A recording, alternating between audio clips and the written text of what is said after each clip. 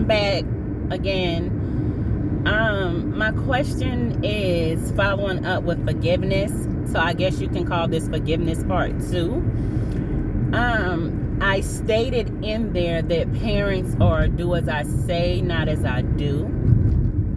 And you can't lead like that. So parents, let me ask you, how many of you have had an epiphany and went back and apologized to your kids, or even said, listen, don't do this because I did it like this and I was wrong? So before I made my video, I messaged each and every one of my boys, and I explained to them, first I asked them for forgiveness for anything that they may have felt that I done wrong in our relationship, and I asked them to forgive me. Secondly, I then told them, please do not be me and hold grudges, because a grudge is a sin. Being quick to speak, God speaks on that as well. Listening with an listening ear, an understanding ear, wanting to gain knowledge is the key to everything. Wanting to gain knowledge so that you don't put yourself back in that same situation. And so I had to tell my boys, because they have a lot of my spirit and attitude and spunk, just to be honest with you. And then they're guys, so it's a little bit worse because they got that male testosterone jumping off, in my opinion. But to honestly apologize for raising them probably correct but wrong. And I say that because I raised them to be loving, kind, gentle. And I used to tell them, you have to forgive people, move forward. But my actions did not show them how to forgive people. My actions showed them how to cut people off. Sorry, I had to think about how I was going to word that. So my actions taught them to cut people off. Oh, people mess you over. You don't like how they did you. You don't understand the hurt. So cut them off. So I'm telling them to forgive. But again, my actions are saying cut them off. So they're living what I've taught them. And my children are grown, except for my baby. He's 15. So they've seen this my whole entire life. Well, their whole entire lives. They've seen me not forgive certain people. They've seen me forgive some people and not forgive. If I'm mad at you, I don't have to speak to you ever again in life. And I'm okay with that. But is that the correct way to live? No. Again, you have to forgive people. It's not to say that you ever have to deal with them again on that level, but you have to forgive them, and you have to let go, and you have to let God. And whatever God you believe in, and as soon as somebody do something to you, if you're bringing back up the past, newsflash, baby, you did not let go and let God. You did it on your own perception. Is that correct? No, that's not how we do it. Sometimes will those feelings come back up? Absolutely. But are you supposed to act upon those feelings?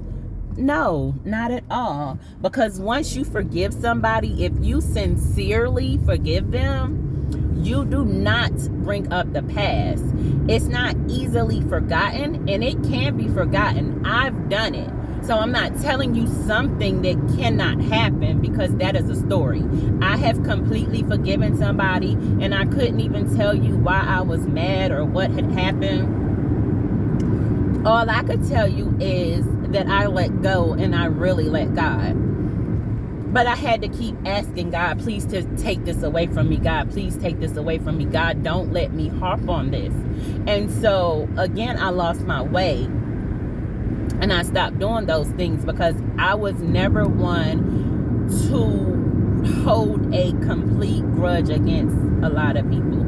I picked and chose whom I was going to hold a grudge against. And that was the wrong thing to do. Because, again, God doesn't say, okay, I don't want to forgive you for this sin today. Okay, you were wrong and I'm not forgive you. We don't forgive ourselves faster than God doesn't forgive us. We are our biggest critic. We don't need anyone to be mad at us or to beat us down, because we do that ourselves.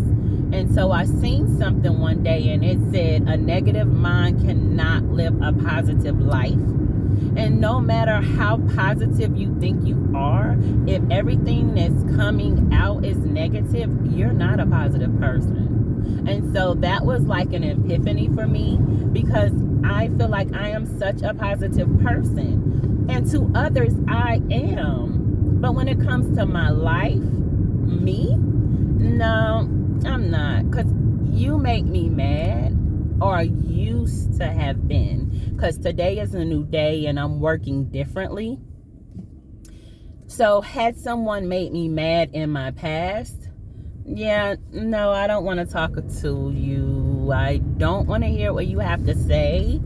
And depending on the severity of it, I can go a year or 2, 3, 4, probably forever and not talk to you. But guys, the crazy part about that whole situation is God taught me a long time ago, no ma'am. And so for a long time, I did not hold grudges, because he taught me and he put me in a humbling situation to where I had to humble myself. And that means I had to let go of my pride, my ego, and turn to the next man and ask them for help. That was so hard for me. And the person helped me so gracefully with the biggest smile on their face. And I cried. I cried like a big baby, because I had to humble myself and ask for help. And so I promised myself then that I would never hold a grudge again. I made a promise to God that I wouldn't. And umpteen years later, here you are.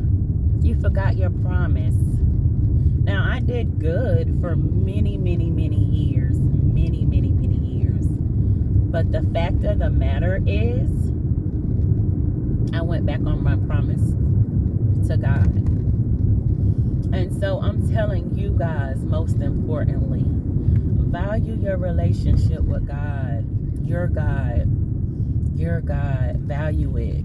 And when you value your relationship with God, you truly don't have time to be mad at the next person. I see so many people that are so humble, and it just hurts me to my heart, because I was so humble. I was that humble person. I was easy to let things slide off my shoulders. And so I envy that, because I want that back. And God knows that I want that back. So I'm now then put in another situation to where he is teaching me to be humble. And he is teaching me to have wisdom, knowledge, and understanding, to gain wisdom, knowledge, and understanding of certain things in my life that I just knew I had all the right answers to. But newsflash, I did not.